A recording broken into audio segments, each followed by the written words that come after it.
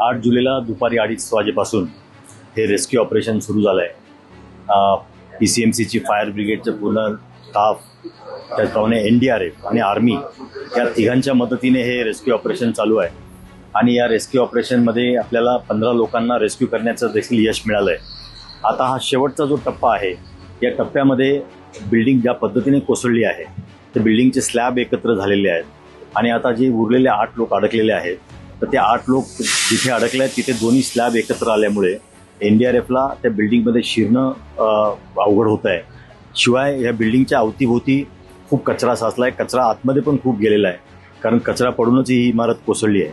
त्यामुळे तो कचरा काढणं, त्याला कालपासून आपण जवळजवळ 15 मशीन्स लावून तो कचरा काढला, 15 पोकलेन मशीन्स लावून कचरा काढलेला आहे. आणि सर्व प्रयत्न जे आहेत NDRFच्या प्रोटोकॉलप्रमाणे आपण करतोय. मला सर्व नागरिकांना हेच सांगायचं आहे की प्रशासन, NDRF, पोलीस, CP साहेब सुद्धा इथेच होते. आता त्यांचे ॲडिशनल CP साहेब, पोलीस फोर्स सगळा इथं आहे. प्रशासनाचे आमचे सर्व additional commissioner, deputy commissioner sir इथं आहेत. माननीय मुख्यमंत्री महोदय सातत्याने याचा आढावा घेत आहेत. माननीय गिरीश महाजन साहेब याचा आढावा घेत आहेत. माननीय उपमुख्यमंत्री सुनेत्राताई पवार मॅडम त्या देखील याचा आढावा घेत आहेत आणि एकनाथ शिंदे साहेबांना देखील याचा सर्व आढावा दिलेला आहे. त्यामुळे शासन स्तरावरून सर्व मदत मिळते आहे, सर्व आढावा होतो आहे. आमचे महापौर साहेब, आमचे स्टँडिंग कमिटी चेअरमन, आमचे सर्व नगरसेवक आहेत, पदाधिकारी आहेत, पक्षनेते, हे सर्व इथे येऊन जात आहेत. खासदार महोदय, आमदार महोदय देखील इथे येऊन गेले.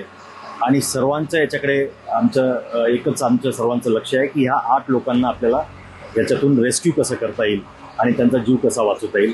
त्यामुळे आमच्याकडनं सर्व प्रयत्न करतायत. कोणी अफवांवर विश्वास ठेवू नका. कामाचा वेग अजिबात कमी झालेला नाही.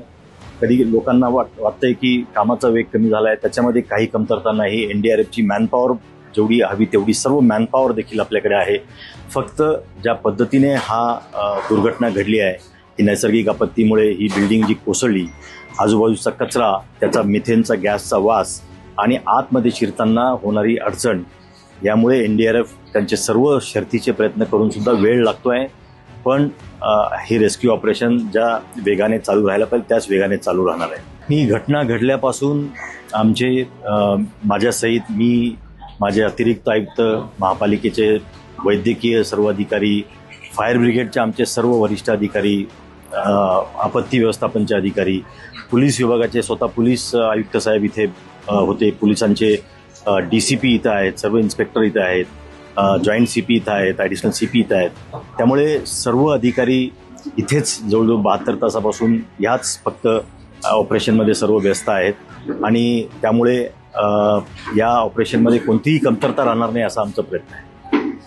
काल NDRFने त्यांचे जे डॉग स्क्वॉड आहे, त्यांचे जे स्निफर डॉग्स आहेत, ते सुद्धा आतमध्ये सोडून कुठे आपल्याला त्यांच्याकडनं शोध घेता येतो का त्याचा प्रयत्न केलेला आहे. त्याचप्रमाणे लाईव्ह डिटेक्टर इक्विपमेंट आहेत, ते लाईव्ह डिटेक्टर इक्विपमेंटसुद्धा NDRFने आत सोडलं आणि त्याचा देखील वापर करून बघितलेला आहे. आणि तरी देखील अजून ते ज्या 8 व्यक्ती फसलेले आहेत त्यांच्यापर्यंत त्यांना पोहोचता आलेलं नाही. त्यांचा प्रयत्न सुरू आहे. आता NDRF आणि फायर ब्रिगेडचे आमचे सर्व शर्थीचे प्रयत्न करत. आता शेवटचा जो फेज आहे त्याच्यामध्ये पूर्ण बिल्डिंगचे काही पार्ट तोडून ते आता आत शिरण्याचा प्रयत्न करत आहेत. त्यामुळे मला नागरिकांना हेच सांगायचं आहे की आम्ही सर्व शर्थीचे प्रयत्न इथं करतो आहोत. या 8 लोकांना सुखरूप बाहेर काढण्यासाठी जे प्रयत्न आवश्यक आहेत ते सर्व महापालिका करते आहे, NDRF करते आहे, फायर ब्रिगेड करते आहे, पोलीस विभाग करत आहे. त्यामुळे आपण काळजी करू नये. आम्ही सर्व तोपरी प्रयत्न करतो आहोत. धन्यवाद.